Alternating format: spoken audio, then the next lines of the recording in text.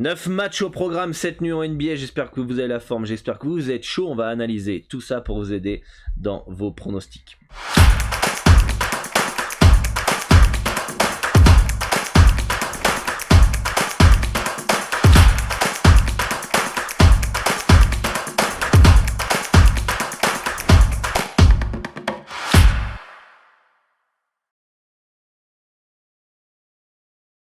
Salut à tous, c'est Dora de votre expert en paris sportif spécialiste basket pour une nouvelle émission, vous le savez, du lundi au vendredi. On analyse, on décortique chaque rencontre NBA pour vous aider à faire vos pronostics, vous permettre de confronter vos analyses aux miennes. J'espère que vous avez la forme. Bienvenue à tous les nouveaux sur cette chaîne YouTube et n'hésitez pas à vous abonner, activer la cloche des notifications pour ne louper aucune des prochaines vidéos d'analyse. Et si vous souhaitez progresser dans les paris sportifs, commencer à apprendre à parier la NBA ou peaufiner vos connaissances dans le betting et en NBA pour générer plus de gains dans les paris sportifs, je vous invite à télécharger le guide NBA que j'ai fait, qui est totalement gratuit. Le lien est dans la description. Vérifiez bien vos spams. Je vous partage les principaux départs arrivés, mon avis sur chaque équipe aussi. Évidemment, c'est un guide qui a été créé avant la saison, donc forcément j'ai potentiellement changé mon avis sur certaines équipes, mais au moins vous avez déjà une base assez intéressante pour pouvoir commencer votre apprentissage en NBA. Et en plus, en téléchargeant ce guide, vous participez automatiquement à une formation totalement gratuite, un mail par jour pendant 15 jours, donc vérifiez bien vos spams, c'est important, où je vous partage comment j'analyse, comment je détermine un handicap, un value bet, les sites que je peux utiliser pour les absences, les sites pour les stats, etc. Bref, une formation que j'ai mis en place pour vous aider au maximum à générer vos premiers bénéfices sur ce championnat qui n'est pas si simple et qui est complexe. Si vous voulez échanger avec l'ensemble de la communauté et moi-même, eh bien vous pouvez rejoindre le Discord, le lien est dans la description. Vous pouvez changer sur la carte du jour en NBA, donc là ça parle NBA, ça parle basket aussi. Vous avez une partie absence basket, un salon tennis, salon hockey, rugby, etc. Vous pouvez changer sur l'ensemble des sports pour peaufiner vos analyses. Donc voilà, le lien est dans la description. Et on va faire le petit récapitulatif de la veille après cette petite introduction. C'est hier soir, qu'est-ce qui s'est passé? Dites-moi en commentaire ce que vous aviez joué. Donc ça c'est aujourd'hui, hier, on y va, hop, c'est là. Cleveland qui s'impose sur le fil face aux Knicks. Je vous avais dit que j'avais New York plus 7, 90 qui passe. Ça fait plaisir. Les Pélicans, on ne savait pas si Graham allait jouer, mais malgré tout, les Pels se sont imposés. Les Bulls qui s'imposent face à OKC 2-1 point, et on prend un bad beat puisque je vous avais partagé sur le Telegram, donc le lien est dans la description si vous voulez rejoindre le Telegram, avoir toute mon actualité, quelques pronostics gratuits comme cela, des notes audio pour progresser dans les paris sportifs, bref, beaucoup de comment ça s'appelle, d'informations que vous pouvez avoir pour ne rien louper et progresser. Donc on avait partagé Bulls -1 à 1,97 et comment dire, vous avez, alors ça c'est bon, vous voyez bien le Telegram dans la vidéo. Et malheureusement on est remboursé, un très mauvais remboursement parce que vous pouvez le voir, 32-19 dans le quatrième quart-temps pour OKC. Il y avait 9 points d'avance pour les Bulls à 1 minute 30, 1 minute 40 de la fin. Il y avait plus 17 dans le quatrième quart-temps pour Chicago. Bref, un gros bad beat. Normalement ça doit passer tous les jours, et malgré les absences du côté de Utah, Phoenix s'impose uniquement de 6 points. Donc le Utah plus 9,5, plus 10,5 hier serait passé. Donc voilà un peu, dites-moi en commentaire ce que vous aviez joué. Donc on fait du bénéfice hier avec New York plus 7 et donc Chicago moins remboursé. ici. J'espère que c'est le cas pour vous aussi. On a donc 9 matchs au programme ce soir. On va enchaîner tout de suite avec eh bien, la première rencontre Détroit qui reçoit Denver. Un match évidemment où les Nuggets partent logiquement favoris face aux Pistons. Après, est-ce que c'est pas un match un petit peu piège pour Denver? Un petit moins 7,5 à l'extérieur, ça fait toujours un peu chier face à une équipe de Détroit où on a vu souvent accrocheuse durant 3 quarts temps avant d'exploser dans le 4e et encore plus à domicile. On a Olynyk qui est revenu. Je trouve pas quand même que on ait une cote intéressante, une value sur les Nuggets ce soir. Je dis pas qu'il faut partir sur les Pistons personnellement, mais je trouve pas que cette rencontre est si intéressante que ça. Va falloir un gros Jokic. À partir du moment où Jokic va pas être énorme, ça va être très difficile de passer un moins 7,5 à l'extérieur. Je suis pas ultra fan de ce match-là, et non, encore moins sur les Nuggets cette nuit. Donc pour moi, c'est un beau no-bet sur cette rencontre. Philadelphie qui reçoit les Pélicans en back-to-back avec un Brandon Ingram Game Time Decision, et bon ça va être une information qui va être importante à connaître avant de partir potentiellement sur des Pels si vous êtes plus Pélicans. On a un plus 8,5 à 1,97 qui est un peu haut, je trouve quand même, qui est un petit peu haut, mais il faut absolument que Brandon Ingram soit présent, parce que sans lui, tout de suite, on a des Pélicans qui sont assez irréguliers, même déjà avec lui, ils sont irréguliers, donc sans lui, c'est un peu plus le cas. Je trouve quand même que le H, si Ingram est là, me semble un poil haut pour les Sixers, qui est en ce moment porté par un gros Joel Embiid. Donc moi, pour ma part, sur cette rencontre, préférence un Pels plus 8,5, voire même un petit plus 9, si et uniquement si Brandon Ingram est bien présent pour cette rencontre. Toronto face à Charlotte, deux équipes qui doivent réagir puisqu'ils se sont fait violer lors du dernier match. Toronto par Portland et Charlotte c'était par... je me pose la question si c'était pas par... je sais plus. Bref, on va aller voir ça vite fait là avec la liste des matchs. Par Atlanta, donc deux équipes qui peuvent largement faire mieux. Les Raptors partent logiquement légers favoris à domicile face à Charlotte. Une petite opposition de style quand même. On a une équipe très défensive de la part des Raptors avec du collectif, une équipe très offensive du côté de Charlotte avec une très mauvaise défense. Donc celui qui va imposer son tempo va remporter potentiellement cette rencontre. Je me dis, si Toronto arrive à imposer son tempo, qu'on a un match un peu défensif autour de 100 points, 110 points, je pense que Charlotte restera en vie. Par contre, dans le cas contraire, si les Hornets arrivent à imposer son tempo, je pense pas que les Raptors arrivent à suivre le tempo. Donc j'ai une petite préférence quand même sur les Hornets ce soir. Après, est-ce qu'un petit plus 3,5 est si intéressant que ça à l'extérieur? Est-ce que c'est si choquant de voir un moins 3,5 pour Toronto? Bon, je suis pas totalement sûr et certain. Donc... je partirais plus sur un Charlotte plus 3,5 quand même, parce que je me dis si ça impose le tempo, ça peut clairement s'imposer assez facilement.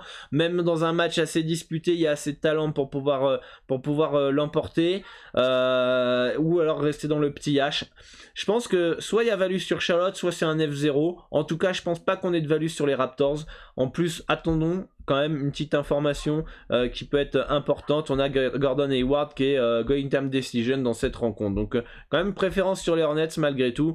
Plus 3,5 dans ce match-là. Mais attendez quand même les informations.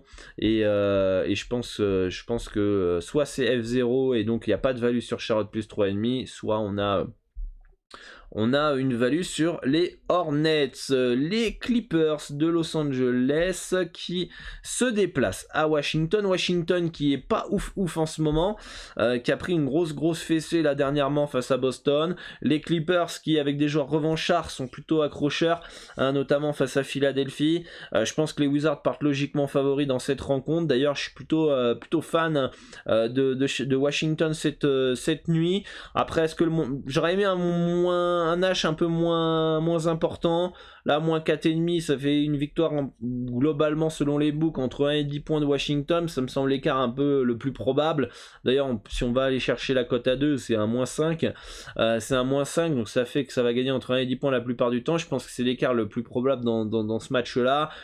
Donc je pense pas qu'on ait une value de ouf sur les Wizards, même si j'ai une préférence sur eux. J'aurais vraiment aimé avoir un petit moins 3, un 60, non, un 95 à peu près dans ces zones-là, voire un moins 2,5. Je pense que là, on aurait clairement eu une value sur les Wizards. Là, je pense qu'on est plus sur un F0. Je pense que c'est plutôt bien placé. Donc c'est un no-bet, mais en tout cas, j'ai une préférence sur les Wizards. Boston qui reçoit Sacramento. Boston part logiquement favori dans cette rencontre et assez nettement. En face, les Kings, c'est assez irrégulier. Alors, étonnamment, les Kings, parfois, dans certains déplacements comme celui-ci, sont souvent accrocheurs et peuvent rester dans l'handicap. On a Darren Fox qui est en game time decision. Ça, c'est une information qui va être importante à connaître. Pour que Boston passe un moins 8,5, je pense qu'il va falloir faire un match sérieux, qu'il n'y ait pas de relâchement, que ça prenne pas de haut notre équipe des Kings en face. Et Sacramento, est-ce que ça joue pas parfois décomplexé à l'extérieur? J'irais plus sur un plus 8,5 Sacramento quand même. Je serais pas ultra serein avec un Boston moins 8,5 dans cette rencontre. Donc préférence Kings plus 8,5 pour ma part dans ce match-là. Je trouve un poil haut quand même ce petit H de Boston. Après, c'est tout à fait logique que les Seas soient favoris chez eux. Un match où j'espérais que les Lakers soient un peu sous-cotés vu leur saison. Et finalement sont favoris à Brooklyn. Bon, avec l'absence de Kyrie Irving, de Kevin Durant, de Claxton, de Millsap, qui on a, de Joe Harris aussi. Bah, c'est vrai que Lakers léger favoris à Brooklyn n'est pas forcément étonnant. Après, est-ce qu'on a de la value sur Los Angeles, vu leur saison, vu leur irrégularité? Alors peut-être qu'Anthony Davis va être de retour, et c'est ce qui explique peut-être cela. On l'a vérifié, je crois qu'il était incertain, hein, donc il n'y a rien d'officiel pour le moment. Anthony Davis est probable, ce qui explique le tout d'ailleurs. Voilà, il était incertain lors du dernier match contre Miami, il n'a pas joué. Donc forcément, avec Anthony Davis de là et en face pas mal de blessés, c'est tout à fait logique que les Lakers soient favoris à Brooklyn. D'ailleurs, le moins 2,5 peut se tenter, je pense. Hein. Après, il va falloir réintégrer Anthony Davis. Ça fait un mois à peu près, un mois et demi qu'il n'a pas joué. Les Lakers n'ont jamais réussi à trouver un semblant de collectif, n'ont jamais réussi à performer globalement et à bien jouer à 3. Généralement, quand le Big Three était là, c'est soit Anthony Davis qui passait à côté, soit LeBron James, soit Russell Westbrook, et c'était principalement Westbrook qui en pâtissait de tout ça. Donc ce qui faisait que les Lakers n'étaient pas autant performants que ce qu'on pourrait penser sur le papier. Donc je me méfie quand même. Je me méfie de tout ça, que collectivement les Lakers sapataugent encore un peu et se fassent surprendre à Brooklyn. Mais franchement, à plus de 2,5 nets, avec les absences, le retour d'Anthony Davis, non merci. Donc pour moi, c'est Lakers moins 2,5 ou rien. Mais attention au collectif de Los Angeles. San Antonio, derby texan qui se déplace à Houston. Houston s'était imposé à San Antonio il y a quelques jours, semaines. Et les Spurs partent pour moi logiquement favoris, c'est une meilleure équipe, même si dans le classement ça se reflète pas. Je trouve quand même qu'en termes de collectif, en termes d'attaque, en termes de ranking, les Spurs sont meilleurs. De là à partir sur un Spurs moins 5 à l'extérieur, non merci, je serais pas étonné de voir Houston s'imposer quand même malgré tout dans un bon soir face à San Antonio. Bon, pour moi c'est un bon no-bet dans cette rencontre pour ma part. Je pense que c'est plutôt bien placé la plupart du temps. Les Spurs vont gagner entre 1 et 10 points. Il n'y a aucune value. On est même peut-être plus proche d'une value Houston qu'une value San Antonio. Golden State face à Dallas, ça c'est un match qui peut être assez intéressant. Moi j'aime bien le petit Golden State moins 3,5, moins 3 face aux Mavericks. Par contre, il va falloir quand même que Klay Thompson joue.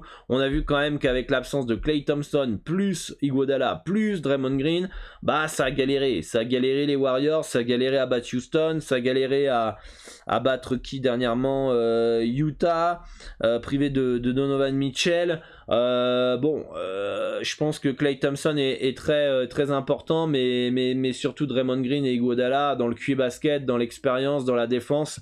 J'attends de voir. J'aimerais que Klay Thompson soit là quand même pour aider Stephen Curry dans le scoring, d'apporter sa défense, parce que c'est un bon défenseur, on l'oublie de le souligner. Pour ma part, Tant qu'on sait pas plus pour Klay Thompson, pour moi c'est plutôt bien placé pour ma part. Voilà, donc mais en tout cas je partirais plus sur un Golden State Warriors. Et enfin, Portland qui reçoit après un long road trip à l'Est Minnesota. Minnesota qui est plutôt en forme. Minnesota qui est favori du côté des Blazers, ce qui me paraît logique avec l'absence de Damian Lillard, avec l'absence de Zeller, avec l'absence de Nance, etc. Après... Bon, quand on regarde un petit peu le roster, est-ce qu'il faudrait faire attention quand même? Dernièrement, ça a fait des perfs, Portland, notamment depuis le retour de CJ McCollum, mais quand on regarde le roster un petit peu, on peut voir quand même, il y a que finalement, globalement, Lillard qui est pas là. Bon, que c'est un grand mot parce que c'est le meilleur joueur. Mais est-ce qu'on n'a pas par un moment, et moi le premier, surestimé les absences de Nance et de Zeller finalement? Parce que on a encore du Nurkic, il y a encore du Covington qui est fort probable ce soir, on a du Powell, on a du Simmons, forcément il y a encore quelques joueurs, je serais pas étonné de voir Portland s'imposer chez eux ce soir, avec un bon Simmons, un bon McCollum, Nurkic présent dans la raquette qui limite l'impact de Towns. Voilà, va falloir être sérieux pour Minnesota de s'imposer. Est-ce que le -3 est si intéressant que ça pour Minnesota? Je suis pas si convaincu que ça. Après, vu la saison, vu l'absence de Damian Lillard, le +3 portant de moi m'emballe pas plus que ça. Donc soit c'est Minnesota qui se joue, soit c'est un no-bet dans cette rencontre. Donc voilà un petit peu pour faire un petit récap rapidement. Minnesota ou rien ce soir pour ma part. Les Warriors, si Klay Thompson est bien présent. No-bet San Antonio, Houston. Un petit Kings +8,5 pour être pourquoi pas intéressant. Lakers -2,5 face aux Nets, c'est ce que je préfère. Les Pelicans +8,5, +9. Si Ingram est bien présent. Les Hornets +3,5 me semble peut-être le plus intéressant à choisir. No bet entre Denver et Détroit. Et enfin, préférence Washington -4,5 malgré tout face aux Clippers pour ce soir. Voilà les petites pistes que je peux vous donner pour cette nuit. Dites-moi en commentaire ce qui vous intéresse ce soir en NBA. Ce sera avec grand plaisir que je vais vous lire. N'hésitez pas à rejoindre le Discord. Le lien est dans la description pour échanger avec la communauté, pour suivre vos analyses, les débats de cette carte NBA sur le salon basket. Et moi je vous dis à demain pour une nouvelle émission sur YouTube. Et je vous dis à très très vite sur basket-pronostic.com. Ciao ciao.